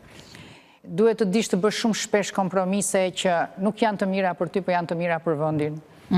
Të gjitha këto duhet të jesh një njëri që në të vërtet Diana ku ka bërë kompromise në jetë? Kompromise bërnë gjithmonë me fëmijët, me familjen, me shoqërinë, në kuptimin e mirë të fjalës. Dhe ajo ishte vetmja sferë që ti s'mundesh e dot. Jo se s'mundesha, po e kuptoja që isha, po ndoshta unë duhet të veja atje ku e doja më shumë punën time të vërtet, që ishte letërsia, aktivizmi, kështu që thash mire, bëra këtë përvojë, dhash një kontribut. Po të aktivizmi? Edhe kaq, po nuk është se unë e quaj një gabim atë gjë. Nuk e quaj një gabim. Them, e njohta nga afër edhe shumë mirë që e pata këtë përvojë. Po të aktivizmit? Aktivizmi kam punuar 25 vjetë. 25 vjetë, keno një krenari shumë të aktivizmi që ke punuar 25 vjetë? Jo, kam këtë që... Shumë kauza nuk janë zgjidhur, Kam këtë që shumë kauza janë zgjidhur dhe janë zgjidhur. Janë zakonisht shumë të anë nuk të numërojmë të gjitha se bëhemi si leksion. Janë zgjidhur dhe asë që mund të krahasohet Shqipëria e viteve 90 me situatën e sotme. Po gruaja po njësoj dhunohet? Jo, nuk është njësoj. Atëhere nuk denonconte asë njëri. Po edhe tani kanë frikë? Tani ti dëgjon, sepse ato denoncojnë. Ti dëgjon. Atëhere nuk i dëgjon të asë njëri. Kishte mbetur si që nga kohë e regjimit, që nuk kiste asë njëri për dhunën. Që socializmi është vetëm fitore ndaj gruas, barazi. Socializmi ishte dhe marritje, po nuk... Kurse në të vërtet, edhe atëre kishte një dhunë të tmerrshme, të pashpallur dhe të pathënë. Këtë gjë ne u përpoqëm në vitet 90 të bënim dhe në 2000, edhe nuk them se të gjitha denoncojnë, po nuk është nata me ditën me atë kohë. Ka në qikë legislacion tani më shumë? Ka shumë më tepër. Ka shumë më tepër në gjitha drejtimet, ka shumë më tepër. Po ku ka jur gruaja? Se në parlament në shifra prapë të vogla është? Jo, është më aktive, patjetër, po, është më aktive. Por me gjithatë ka patur shumë më tepër, Dian, ka patur shumë më tepër përpjekje se kanë qenë përpjekjet më të mëdha se rezultatet. Rezultatet kanë qenë gjithmonë minimaliste. Ne kemi këtë ide si televizje së gruas. Është e ashpër shoqëria shqiptare. E gjithë bota është e ashpër. Të duket më mirë Amerika tani ty? Jo, ashpër janë të gjithë, po them. Ne kemi këtë koncept, do me thënë, që lëvizjet që do regulojnë marrëdhëniet njerëzore, ligjet legislative, ndryshimet e mëdha, edhe brenda shoqërisë, nuk janë revolucionare, janë evolutive. Që ti të sjellësh barazin e një shoqërie bura gra, po të etnive të ndryshme, nuk është se ti bën me një ditë. Duhen 2-3 breza. Ti ke arritur deri këtu, është punë milingone. Të tjera do arrin një qikë më tuti ose... Po në një fush këshu, paka shumë maskiliste, se ne kemi shumë shkrimtarë. Ta t'jo themun një gjë maskilizm për shumë. Po shumë, ha. Kemi shumë shkrimtarë dhe shumë pak shkrimtarë e femra. Ky është momenti. Jo, kemi shumë më tepër nga që kemi pasur. Po ju si duket nuk i ndiqni. Shkrimtarë e femra tani? Gra. Gra? Duhet thënë gra. Gra, po. Mos e besoj fare kësaj. Po nuk e besoj, mos e besoj, mos më dëgjo. Jo, kësaj gra femra kjo. Atere, në Shqip edhe në shumë gjuhë të tjera të botës, si për shembull në italisht donna, në anglisht është woman, female është kur lind, ka lindur mashkull apo femër. Pastaj ajo është gjinia biologjike. Kurse ti grua ose burr është qenia shoqërore, që ti bësh gjatë kushteve. Po mua është e njëjta gjë. Si thot Simone de Beauvoir, që grua nuk lind, grua bëhesh. E vërtet. Jo, do me thënë, ajo do të thotë që se grua lind, unë e di që lind grua, po bëhesh grua në kuptimin, si lind? Lind vajza apo djalë? Jo, grua. Grua në kuptimin që të bëhesh një grua me personalitet, me hapësirë, me mendësi. E qartë, po pyesja për një diçka tjetër, do më thënë. Në Shqipëri kemi patur shumë emra të mëdhenj të shkrimtarëve që kanë shkëlqyer, më shumë burra. Po thoshe për maskilizmin, pra më shumë burra. Do të tregoj një gjë maskiliste. Ne kemi pasur edhe shkrimtare shumë të mira, gra po pak. Ke qenë më komode ti në këtë... Apo ka qenë më komode? Ku ka më komode kur je pak? Kur jemi në rancë? Pikërisht pra. Kur jemi në rancë nuk ka komode. Në përgjithësi, unë e them gjithë një këtë edhe ndonjëherë. Ndihet edhe në fushën e shkrimtarëve kjo? Ajo kujtohet juve kur shkojnë në një bibliotekë, pazëm që të lagjes ose kombëtare, të thoshin, këtu është letërsia shqipe e kohës së rilindjes. Po. Kjo këtu është letërsia shqipe realizm socialist. Kjo këtu është e shkrimtarëve të viteve 30, e këtu është letërsia e grave. Diskriminuese fare. Si një gjë do me Diskriminuese fare. Jeni edhe ju këtu. Tani këto koncepte nuk ekzistojnë më dhe ka shumë vajza edhe gra që shkruajnë shumë. Ka dhe poete dhe tregimtare, marrin dhe çmime që ka shumë në vit. Edhe univere që marrin shumë. Ose ta zëm dhe në botë. Nuk ka pasur. 10 vitet e fundit, ne kemi shumë gra që kanë marrë çmime, 15 vitet e fundit, që kanë marrë çmimin Nobel. Nuk e merrnin.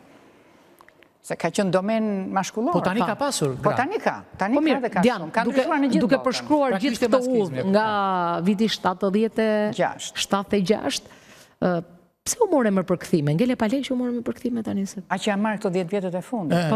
Po sepse, unë tani... Një kryuës, s'munde ta ullë nivelin të përkthime. Apës nuk është ullë niveli, si e mendon këtë gjë tani që mos... është një nga profesionet e mia, që është shumë afër me letërsinë, është letërsi. Kështu që unë kur lodhem... Të ndihmon të të mbaj aktive kjo gjë? Është një nga profesionet e mia. Kështu që unë tani që nuk jam më aktive në shoqërinë civile... Ta e treqër? Jam të reqër, sigurisht, sepse të reqë dhe faza e tretë e jetës. Cila e fazë? Kush është në fazën? Ka faze parë, kur je i ri, pas e ka fazë, kur je moshe mesme. Se ke kaluar kur të dytën për ne? Unë jam tani, me vetën time them që janë faze tretë. Jo, Diana mbetet njësoj, të pak të njëriu vlerësohet në mëndje. 7 e mëngjesit. Ne në intervistën tonë e cilësojmë faza 2, midis 1-shit dhe 2-shit. Atëre, unë i thash vetes të riqë pak nga oraret, nga oraret me vrap, gjdo mëngjes, fugo dhe ullu të kompjuteri dhe bëj ato gjëra që ty të pëlqejnë më shumë. Dhe të pëlqenë përkthime? Sigurisht që më përkthejnë, si që më pëlqenë dhe libri që shkruaj unë, më pëlqenë dhe të përkthejnë pas dite. Po që ke përkthyer, nga tregon që se mund di që ke përkthyer goxha? Për shembull, kam përkthyer vitin që kaloi Simone de Beauvoirin që vdes për këtë autore. Feministe. Gratë për gratë. Këtu nuk është një çështje feminizmi të ky libër, këtu kemi Francën e 45-46. Kur e mbaron këtë libër, të duket sikur ke jetuar në Paris në vitet e pas luftës. Sikur ke jetuar, sikur je pjesë e intelektualëve të asaj kohe, e punëtorëve, e njerëzve të pas luftës, si jetonin, çfarë i gjeti. Ka ngjyra, çfarë sfidash, është shumë interesant. Kështu që unë vrapoja që ta bëja atë normën e ditës për këtë. Ose është një libër që ja sugjeroj gjithë çifteve me fëmijë. Po, atë do e lexoj më një herë. Harta e prindërimit. Harta e prindërimit. Këte ka botuar dituria, këte ka botuar me gjatë prindi. Mos t'i këto shpitë se Jo, unë jam në kuptimin e kënaqur që punoj me ta, se ata i sugjerojnë këto libra. Është merit e tyre që i gjejnë. Patjetër, Dian. Kjo doktoresh Shefali, kjo është e njohur në gjithë botën për librat e saj të shkencës së prindërimit. Që ndihmojnë në prindërim të mirë, po. Për teorim. Ne kemi pasur fiksim si emision çështja e prindërimit. Po, kemi pasur, e di. Dhe sot që flasim ne, problemi më i madh në Shqipëri është çështja e prindërimit. Për shembull, po ta lexosh këtë, edhe unë që tani jam bërgjyshe, dhe që prindërimi im di direkt, i drejt për drejt ka mbaruar, atëherë them me vete si nuk i kam ditur këto gjëra. Kur i risja fëmijët e mi, kur i kisha adoleshent ose kur i kisha të vegjël, se është shumë orientuese, është shumë interesante. Dhe kjo bashkon disa teori të botës edhe të përvojave të njerëzimit i bashkon në këto librat e saj. Kështu që unë e sugjeroj të lexohet për nga prindit e rinj. Edhe për mua ishte një shkollë që ja jap gjithë njerëzve, i them lexoni këtë se keni fëmijë për të rritur. Kur e krahason me prindërimin tënde, sigurisht ne kemi çfarë note i vë vetes në prindërim? Note i vësh 7 ose 8. Pse? Aty kemi qenë gjithë 7-8. Pse? Ose mbasi arris të vetes. Jo, çfarë ke patur mangësi? 6.5. Çfarë ke patur mangësi në prindërimin tënd? Që të duket sikur duhet të binden. Ja. Sikur të e kanë problem të gjithë prindërit. E kemi tradit këtë. Si që kemi ndonjë prindërve që... Me një shikim të terrorizonte prindi. Shumë babaj në shtëpi të gjithë duhet të ngrihen në këmbë. Edhe gjëra të këtilla, po ne ishim një brez tjetër, kohë tjetër, fëmijët e mi kapi tranzicioni, domethënë nuk mund të ishe njësoj, domethënë ne notuam pak në të verbër në periudhën e viteve 90 për shembull që... Kjo të gjithë e njohin jetën tuaj private. Ose më saktë nuk e njohin fare. Të gjithë kemi jetat tona. Po pse nuk do të flasësh për këtë? Sepse më duket sigur përdor jetën e tyre po të flas. Është më mirë të flas për vetën time. Jo, nuk është hermetizëm, është respekt për ata. Është çështje respekti. Është çështje respekti. Po ndë debulesat e tua? Debulesat e mia janë gjithmonë familja. Ashtu, ha? Po. Vetëm ajo është që të thoshin dikur Diana, po nga qa gjuhësh i ke përkthyer ato? Për shembull, unë përkthej nga frëngjishtja, nga italishtja dhe nga anglishtja. Këto janë 3. Kështu që pse mos i vija në punë. Ndonjë nga fëmijët e ka marrë vajza ime është pedagoge e letërsisë. Për të shkruar? Jo, nuk shkruan, ajo është studiuse, është kërkimtare, researcher, si i thonë sot. Pullumtuse, i thonë. Pullumtuse, po. pse, i ka thënë ti që s'del gjikundi me këtë zanat? Absolutisht në botë, si ka thënë fëmijë nga këto gjëra, po. Nuk doja që prej meje ose prej babait të tyre të ndikoheshin për zanatet që ne kishim. Ta pysim që Diana, më duke si personazh filmi ty? Gjithmonë më zhdukur si personazh filmi. Përveç se ke bërë filma Diana, e ke bërë dhe këtë? Autore skenare kam qenë. Autore skenare, Rrethi kujtesës, Hije që mbeten pas. Film shumë kalimi në kinematografi. Ke qenë fanatike në zbatimin e skenarit nga regjizorit? Madje të dy skenarët kemi bërë bashkë me regjizorin, me Esat Musliun. Asa i mirë është. Shumë i mirë. Ishim shumë të rinjë dhe na dukej nuk e kuptonim mirë se sa një nga veprat e tua materializohen. Ajo është një gjë shumë e bukur. Por tani është më e vështirë se sa në atë kohë. Pse është më e vështirë, Diana? Atëherë shteti financonte 14 filma. Po, patjetër, përveç asaj, po. Kjo është vështirësia kryesore. Pse edhe sot mendon që s'ka tekste fare, nuk ka skenar fare? Ka dëshirë dhe tekste. Pse të pëlqejnë skenaret e sotme të filmave? Unë mendoj që s'ka fare. Jo, kujtova se po flisë. Jo, unë mendoj që sot nuk ka fare skenar. Jo, unë e njoh. Pra dje kishte skenar filmash. Dhe unë them që mendoj që regjizori e shkruan vetë skenarin. Filmave të mirë dhe që ndonjë regjizori ose shumë herë shkruan vetë skenarin, është edhe çështja financiare. Nuk kanë para shumë pak. Po pse atëherë sa paguaj një skenarist? Nuk besoj se kush pyeste njëri sa paguaj, ti merri rrogën si skenarist. E kuptoj. Edhe ishin punë. Nuk është se merri honorar për atë gjë, ti ishin punë. Nuk janë paguar për skenar. Dian, ke shkruar ndonjë skenar që ka ngecur pa u bërë filmi dhe të ka ngelur kështu si? Në këto 30 vjet kam shkruar 2-3 dhe ka ngecur pa u bërë. Cilat janë ato? Pengje.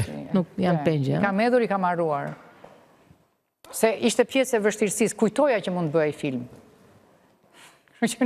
Nuk u gjetë subvencioni, besoj? Jo, shumë e vështirë. Shumë e vështirë dhe për ata që janë, unë e kuptoj sa të vështirë e kanë. Dhe nuk është vetëm një çështje shqiptare, është edhe Ballkani në përgjithësi e ka këtë vështirësi, vendet e varfër. Pra, e bën akoma me dëshirë të shkruash një skenar filmi? Do ta bëja, po sikur më ka ikur mendja tani, e kam vetëm të shkruaj librat, po. S'do fare më? Nuk e mendoj më. Është tepër e vështirë, është shumë e lodhshme. Është patjetër që është shumë e vështirë. Jo skenari në vetvete. Sepse një skenarist çfarë duhet njohë mirë, Diana? Jo, skenari në vetvete nuk është i vështirë, po ta njohësh. Po ta njohësh profesionin. Është tortura është regjizorit dhe producentit që të arrit të fitoj mundësinë për ta bërë atë film. Buxheti nuk e arrin dot, e kanë shumë të vështirë. Po përvoja në ekran. Ke patur një emision shumë të bukur. Ke patur një emision shumë të bukur që flisje për librin, flisje për Teora Newsi, po. E kishe shumë të bukur atë. Të mungon ajo? Ishte 5 vjet ajo, e bëra 5 vjet. 5 vjet? 5 vjet? Po 5 vjet janë shumë në botën tonë. Nuk është se ju bëra juve konkurrencë? Jo, në stafane për kundrazi. Kjo them një, e kam me radhë ta them edhe, me që s'kam më ku ta them në ndonjë podium, do ta them këtu. E kam shumë me radhë një gjë maskiliste. Ndodhë kote fundit. Për shembull, kemi arritur të vëmë 30% e grave deputete, kështu i kemi bërë të gjitha këto, që nuk ishin të leta i bëm. Dhe tani në ndodhë një gjë, hiqen 2 mbiemrat. Ta zëm, do një grua të mbaj dhe mbiemrin e babait edhe mbiemrin e burrit? Jo, do mbash vetëm një, thonë. Pse nuk lejohet më tani me 2? Unë kur jam martuar i kam pas 2 mbiemrat, i desha i mora. S'mi ndaloj njeri. Tani më thonë do njerë në bank kur vete. Cili nga këto mbiemra? Jo, çështja këto, në këtë ndaluar. Çështje politike është bërë kjo vërtet? Unë mendoj në jetë një çështje teknike, po nuk ka rëndësi ti heq të drejtën e njeriut që të mbajë mbiemër 2 a 3 sa të doj. Ja pra kush është disfata e çdo parlamenti që emra si Diana Lien Bosh, e kupton? Jo, s'ka gjë. Aty ka jurist dhe juriste dhe sociolog që duhet i ndiqni shumë më mirë se unë. Duhet edhe mendje. Ka një gjë që mua më duket më e rënda e gjitha gjërave, që tani nuk thonë më tek dokumenti që ke ti që je doktor i shkencave, te titulli që ke. Në qoftë se je grua, ti Ornella ke marrë titullin doktoreshe shkencave, te letra të shkruhet, te dëftesa të shkruhet doktor i shkencave. Pra të presin organet asi e qashke. Me keqja, tani nuk thonë më jam ministre, por jam minister. Jo, po është vjetër kjo. Jo, ka ndodhë këto 4-5 vite. Jo, zëmra. Ministr shkruaj dhe në kone para 20 vjetë. Po për gjuhën shqipe.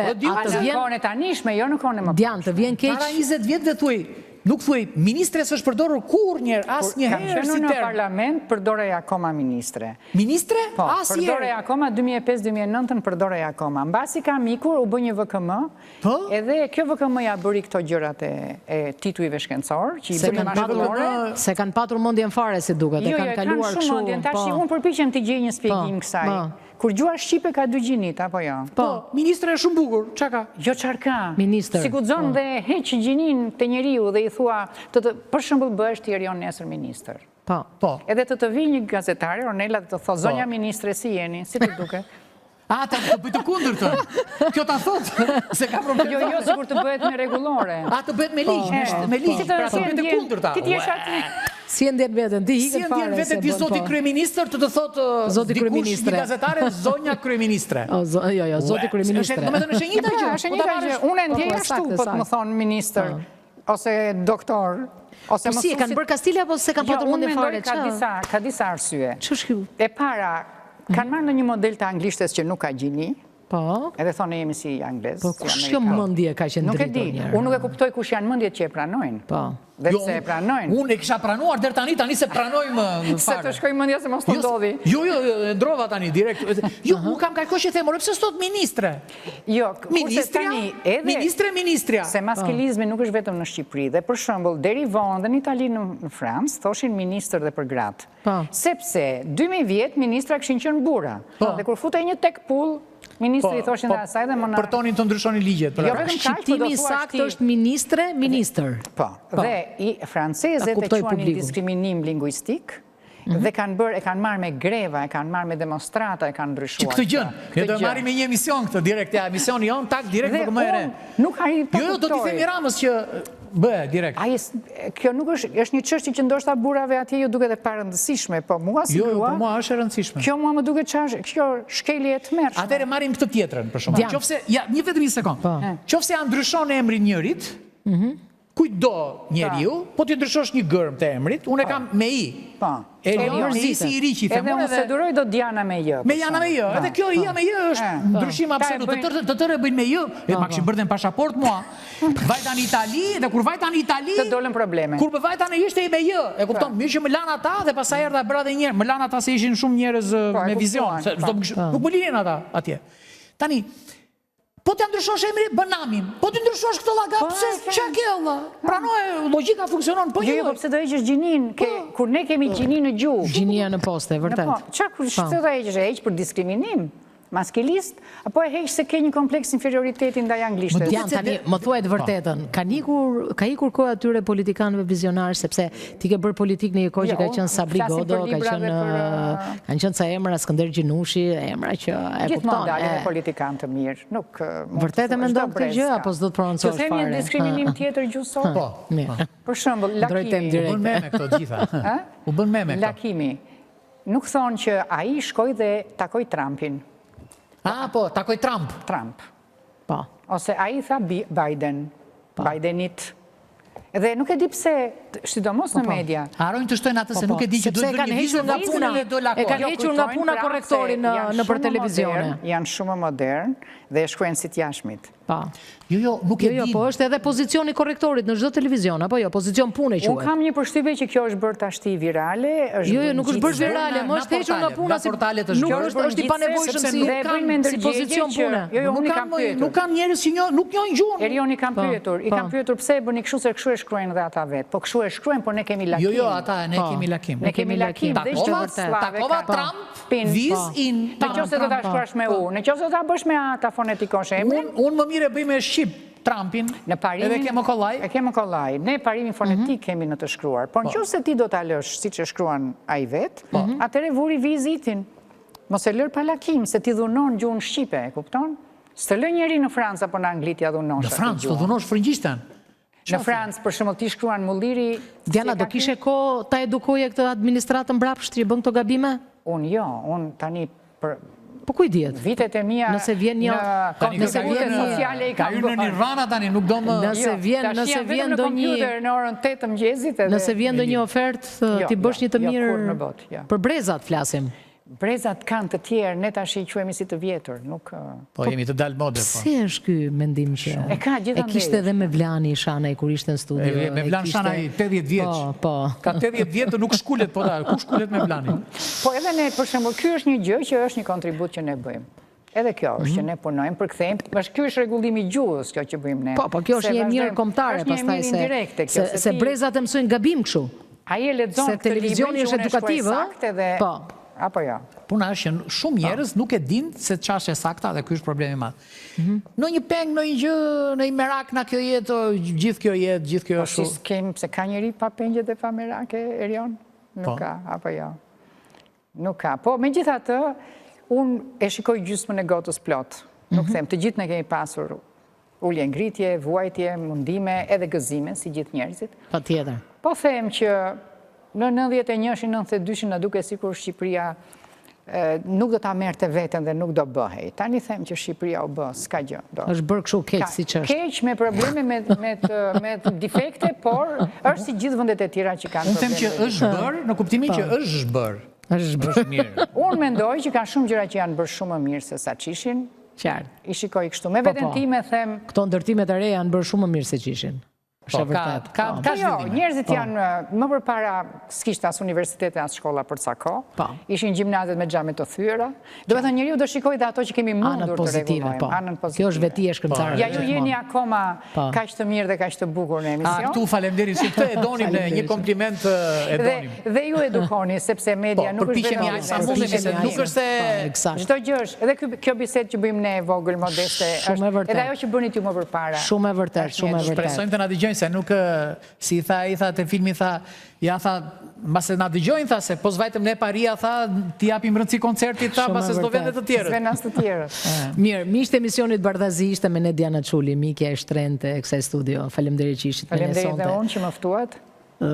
Miru takofshim bashkë të mërkurë në ardhshme këtu në ABC.